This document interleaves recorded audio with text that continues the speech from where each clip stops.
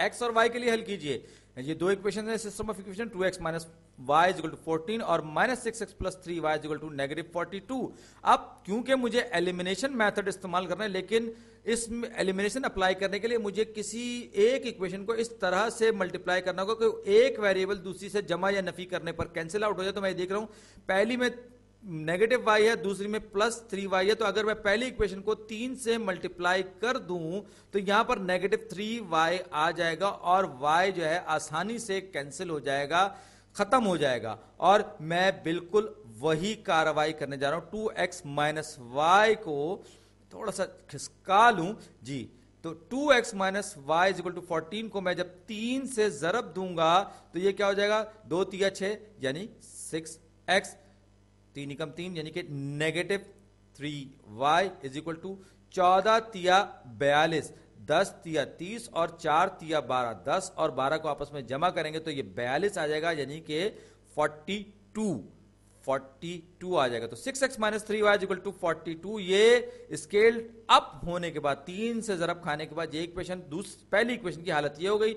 अब जब मैं इसको दूसरी इक्वेशन में जमा करूंगा इस हालत में तो ये 6x और 6x minus 6x cancel out, 3y minus 3y cancel out, सिफर रह गया और राइट हैंड साइड पर नेगेटिव 42 और पॉजिटिव 42 कैंसिल आउट। तो 0 इज इक्वल टू 0। ये क्या हुआ, ये दरअसल ये हुआ कि ये जो है जो मेरे पास जवाब आए कंसिस्टेंट तो है, लेकिन ये दोनों की दोनों इक्वेशंस एक दूसरे के ऊपर डिपेंडेंट है, या हम यूं कहते हैं कि ये डिपेंडेंट सिस्टम है, यानी एक इक्वेशन दूसरी इक्वेशन का स्केल्ड वर्जन है, यानी कि उसको किसी एक नंबर से मल्टीप्लाई या डिवाइड करके हासिल की गई है। तो हम इसे कहते हैं ये एक डिपेंडेंट सिस्टम है, जो बुनियादी तौर पर इसमें जो हमें बजाहिर दो नजर आने वाली इक्वेशंस असल में एक ही होती हैं। आपने पहली वाली इक्वेशन को 3 से जरब दिया तो क्या हुआ, 3 से जरब दिया तो ये जो है ये बन गई, क्या उसे कहना चाहिए कि दूसरी इक्वेशन। अगर आप दूसरी इक्वेशन को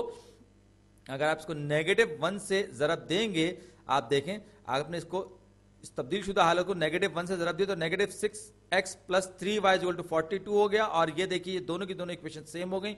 अगर मैं पहली इक्वेशन को दूसरी इक्वेशन में तब्दील करना चाहूं तो सीधा सीधा मुझे नेगेटिव 3 में से इसको जरब देना होता है। मैंने वही कार्रवाई दो किस्तों में की है। यहां पे बताने का मतलब यह है कि ये दोनों की दोनों दरअसल एक ही इक्वेशन है, 2x minus y is equal to 14। अब जब मैं इनको स्लोप इंटरसेप्ट फॉर्म में लिखूंगा तो क्या हो जाएगा, दोनों साइड से पहले मैं 2x को माइनस करूंगा तो 2x यहां लेफ्ट हैंड साइड पे कैंसिल आउट हो जाएगा, negative y is equal to negative 2x plus 14, और दोनों साइड्स को मैं माइनस 1 से मल्टीप्लाई या डिवाइड करूं बात एक ही रहेगी, तो y is equal to 2x minus 14।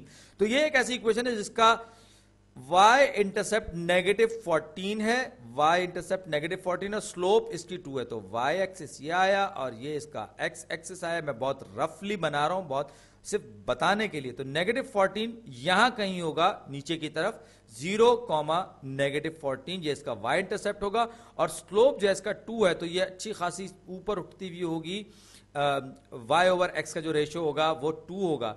अब नेगेटिव 6x प्लस 3y जब मैं इसको स्लोप इंटरसेप्ट फॉर्म में कन्वर्ट करूंगा तो ये भी y is equal to 2x minus 14 होगी, और ये बिल्कुल उसी तरह से जाएगी।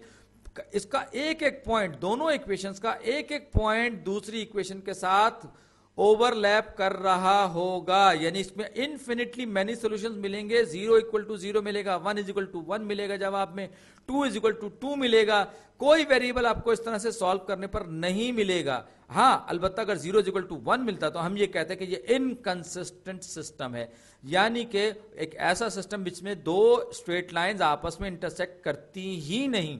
जबकि डिपेंडेंट सिस्टम में याद रखिए ये सेम लाइंस होती हैं, दो बजाय दो नजर आने वाली असल में सेम लाइंस होती हैं, और ये जो होती हैं ये पैरेलल लाइंस होती हैं, क्योंकि इनमें स्लोप सेम होता है और y इंटरसेप्ट अलग अलग होता है। तो ये जो है यहां पर अगर x इज इक्वल टू 1 आ जाता या y इज इक्वल टू 2 आ जाता, ये बड़ी साफ सुथरा सेट ऑफ इक्वेशंस होता, सिस्टम ऑफ इक्वेशन होता, x is equal to y, y is equal to 2, तो हम कहते हैं ये कंसिस्टेंट सिस्टम है, जिसका सिर्फ एक सोल्यूशन होता है। यहां पर हमारे पास क्या है, यहां पर हमारे पास दो इक्वेशंस हैं और हमारे पास 0 = 0 आया है इनको सॉल्व करने पर, लिहाजा हम ये कहेंगे